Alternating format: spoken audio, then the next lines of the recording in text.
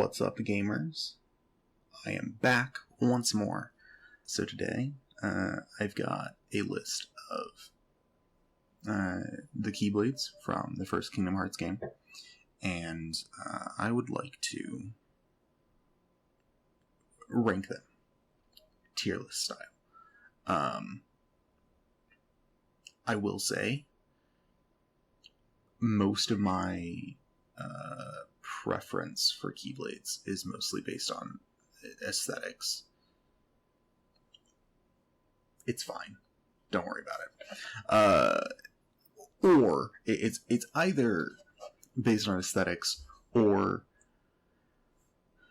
I had a particular use for them when I played through the game.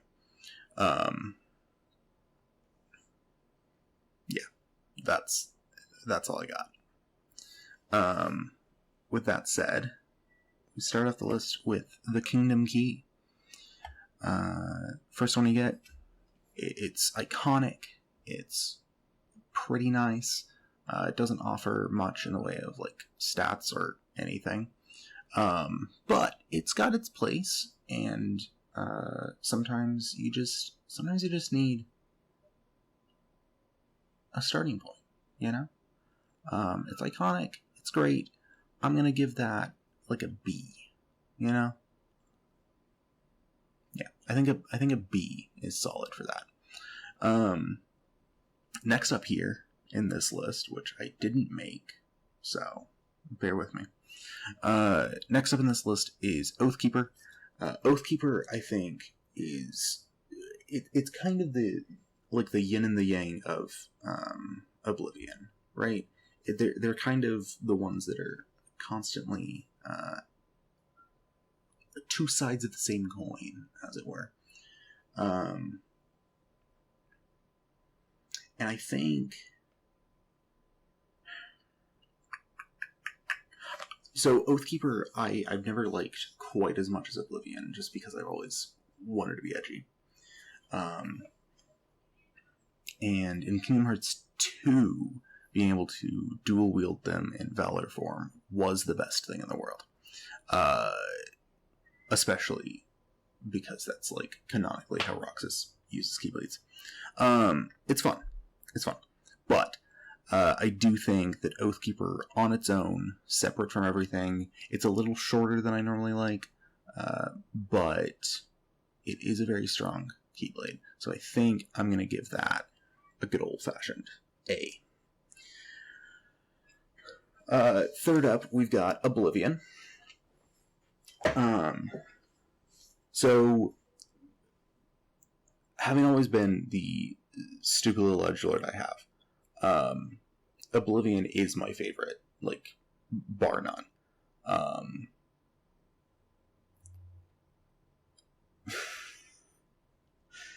It's just how it goes, you know?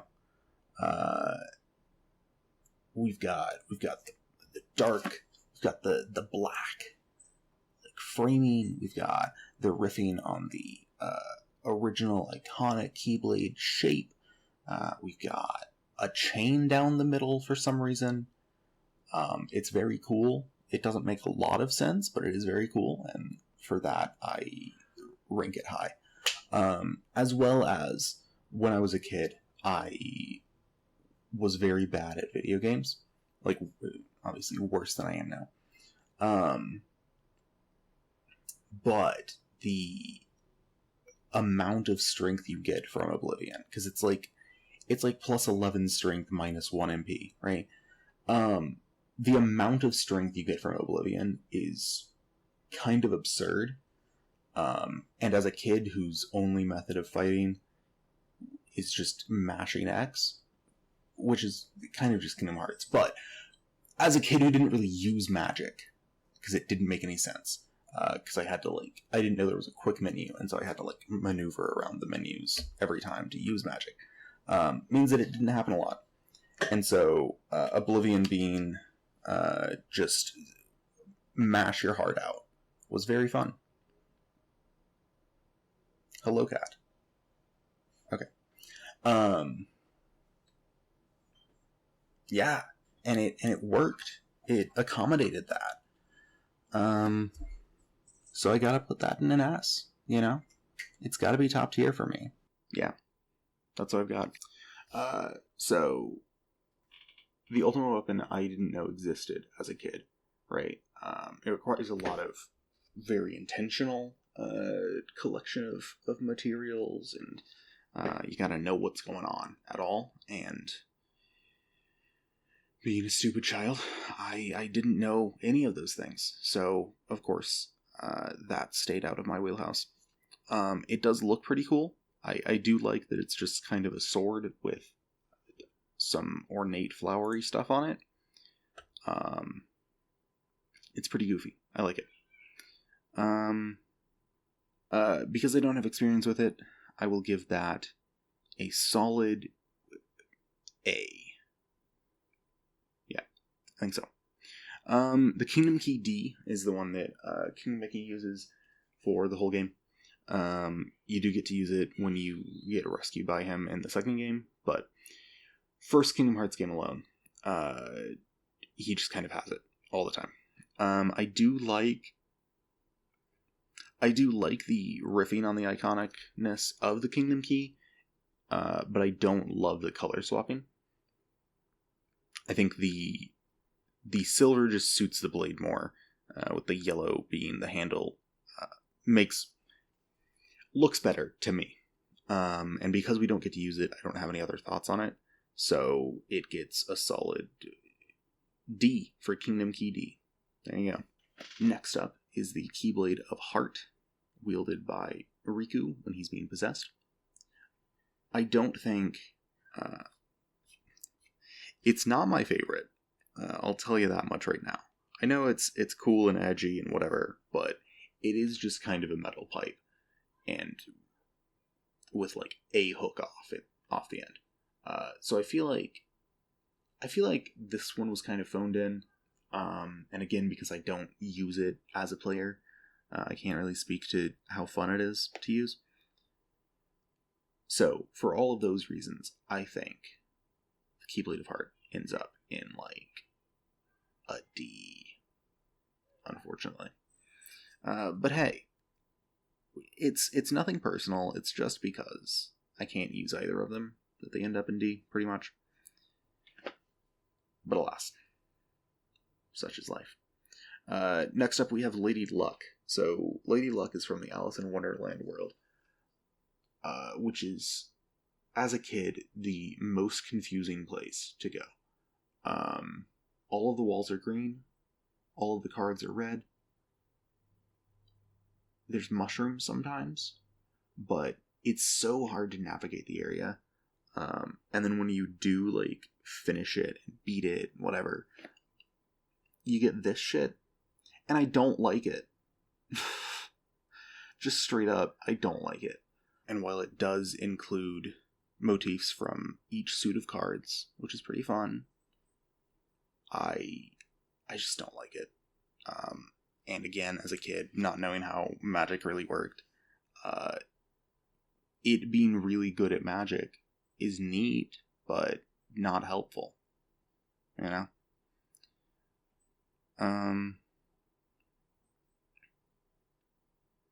So for Lady Luck, I think you're going to end up in a C, right below the Kingdom Key, because it's too iconic. It's too good.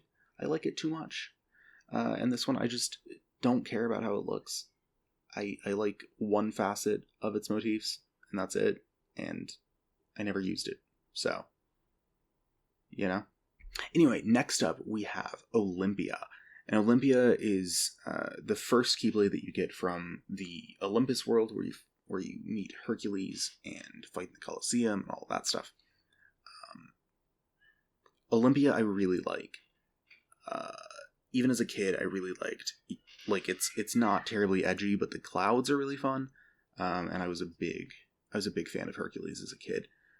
As a movie, just like visually, it's very fun. And so the clouds and the pillars and like the architecture influence, and the clouds doing the little like buff arm thing, it's very fun. Big fan. It was also mostly a strength weapon, which helped it in my child eyes. Yeah, I think Olympia also gets an A. Yeah, we'll give that an A. Jungle King.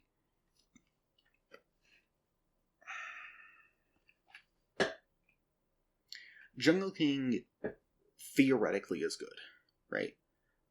It looks pretty neat. It's got like a fun bone texture to it. It's got like the fronds of like a rib, like a spine, like a bent spine. It looks like that on the end where the key like blade part is, the key part. But something about it, it just doesn't click with me. I think it might be the color scheme. It might be just the way the bones look. I don't know. I like the idea of having bones incorporated into the Keyblade, but I don't think this one really does it for me. That being said, it is also a strength Keyblade, which means that it's more useful for me. And because it was new, of course I used it, so I do think I will give it also a B. It can hang out with the Kingdom Key and have fun with it. Next up, we've got the Three Wishes from the Aladdin world. The Aladdin world I really liked. I did also really like Aladdin as a kid. It was kind of Hercules, Aladdin, and Lion King all kind of coalesced as my favorite things. I don't think... So Lion King isn't in this game. It's only in Kingdom Hearts 2. And so... I don't have a lot of experience. I like Tarzan doesn't ever hit the same like nostalgia factor for me as Aladdin, Hercules, and Lion King do. But with all that said, the Aladdin one I don't love. Gold is not really my choice of colors normally. It's just too gaudy, too out there, too all over the place, whatever. Too shiny. I like a light shine, But anything too much is not as much fun. The key part of this Keyblade is a little weird because it does this weird like hook back thing, and then it's got like a little grabber inside the hook back, and I don't really understand why it exists this way. But it's neat. Yeah, I don't really have much more to say about it. I think it's cool. It's kind of whatever. Yeah, I think that also lands in a solid B category. Next up is Pumpkinhead. So Pumpkinhead is from the Nightmare on Elm Street, Nightmare Before Christmas world. And it is the one that I have physically. And it's very cool. Big fan. It also helps give me the emo edginess factor. As a kid, I was not ever allowed to see this movie, so I was completely unfamiliar with how it worked. And it's kind of weird to have this as your only like interaction with a whole movie. But it was a good time. The world in the second game, at least, was probably my favorite one. The one I spent the most time in, for sure. But I think the Pumpkinhead Keyblade itself is very good. I really enjoy the ways that it incorporates the motifs of like the fences and signposts that are all over the town and like all janky and shit. And I really enjoy the Jack Skellington in the center with the like fronds like his collar. It's very fun. Yeah. I think I give this one a good solid A without even thinking about how useful it is. Yeah, and with how useful it is in game, I will give it an S. It's very cool. It's very good. Fuck yeah. Next up is Wishing Star. And while I've never really cared about Pinocchio as a character or a story, especially the Disney version. The recent Guillermo del Toro adaptation of the story was really, really good. But the Disney version I've never given a shit about.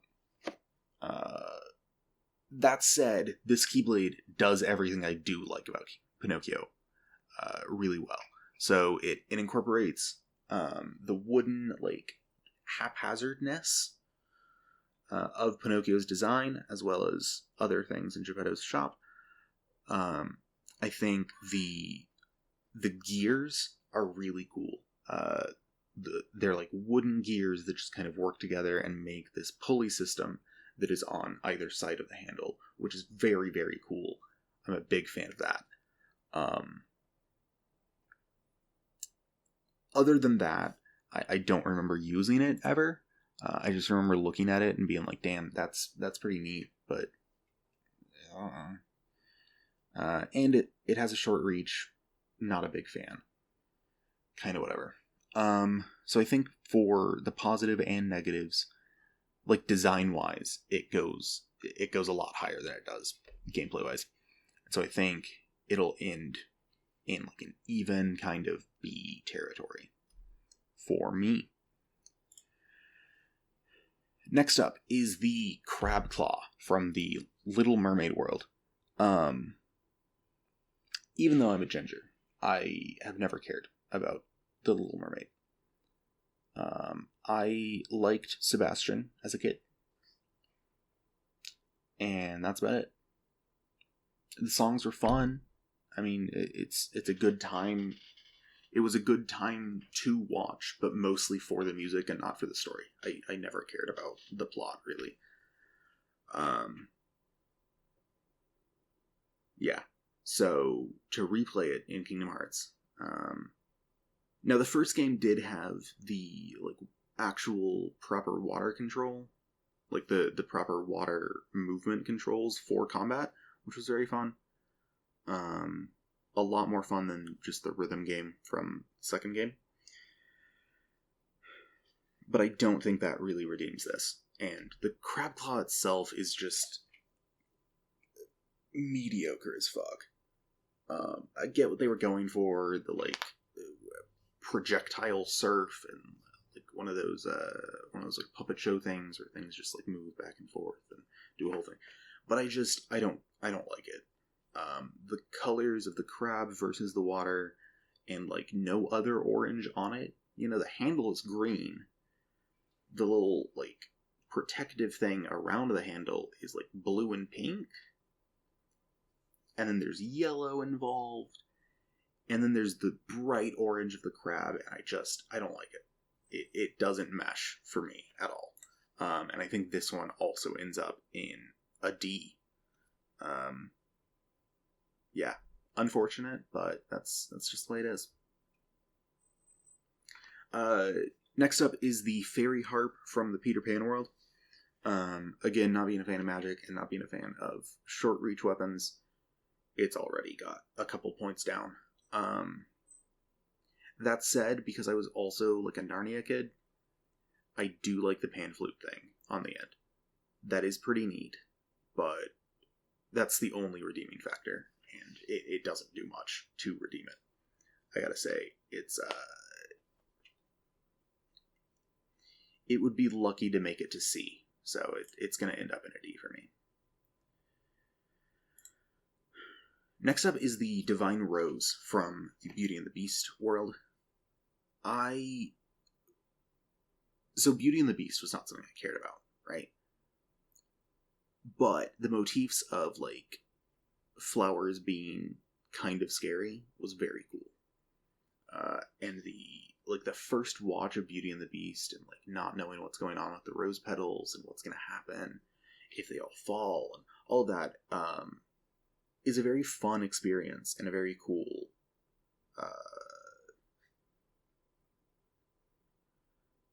like a weirdly tense series of things for a kid, right? That being said, the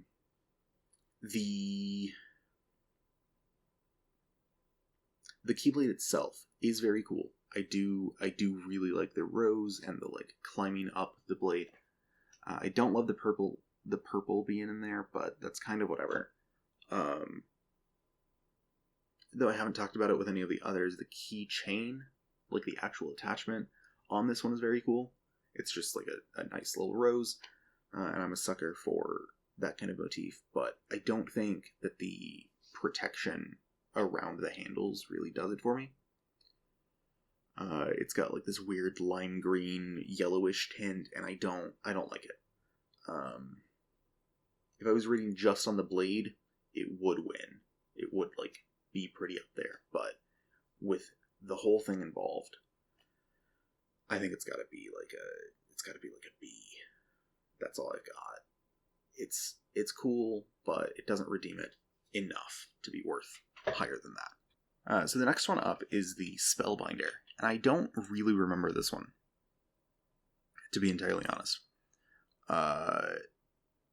It might be that I just never kind of acquired it as a kid, since I was never good at magic, and this was kind of like, you gotta do all the magic to get it, and then it makes your magic better. I didn't care, you know? I didn't care about Merlin. I didn't care about how it looked. It's kind of neat, but like, I don't think I knew this existed at all. So I can't really rate it from an experience perspective. What I can say right now is that it's kind of fun, but it's got a bunch of weird holes in it. And like the circle motif just keeps going, and I don't like how they incorporated it. So, lack of experience plus not really caring about it now means that ends up as like a C or a D. Probably a D again.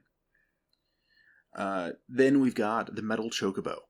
And the Metal Chocobo was one that you get for a later Colosseum fight, as well as the last one here. And I really liked this one. I really liked how simple and big and beefy and stupid and heavy it is.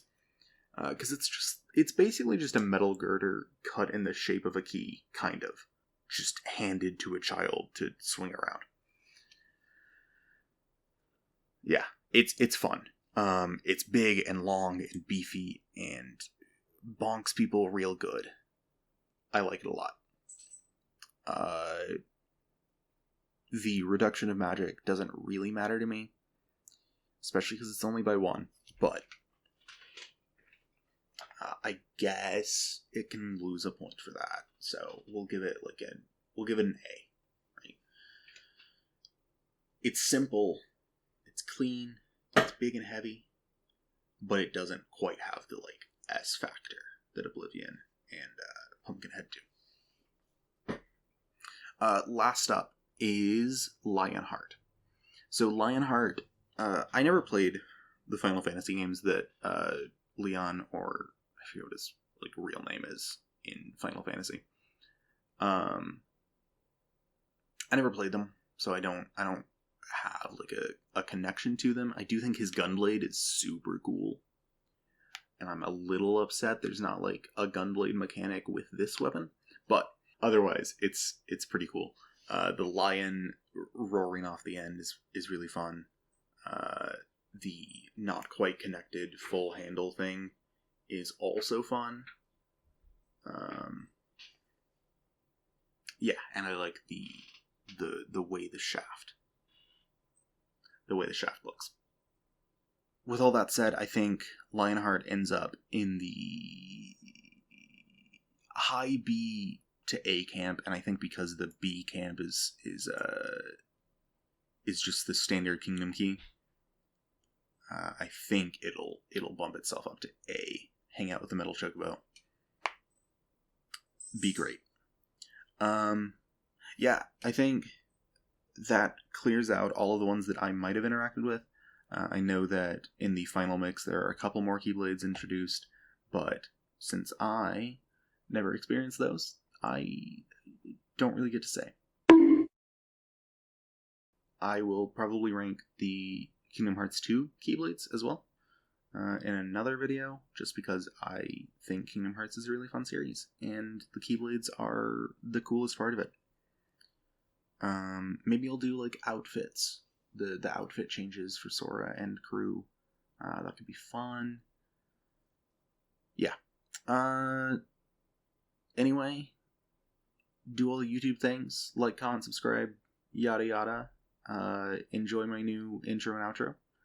I worked really hard on them, so I hope you enjoy. Yeah. Toodles. In the beginning, in fact, we thought God really messed up, putting us together. But we survived because we're survivors, and you're all survivors, and you're gonna make it. You're gonna really like each other. I'm telling you, you're gonna like each other by the time you get there.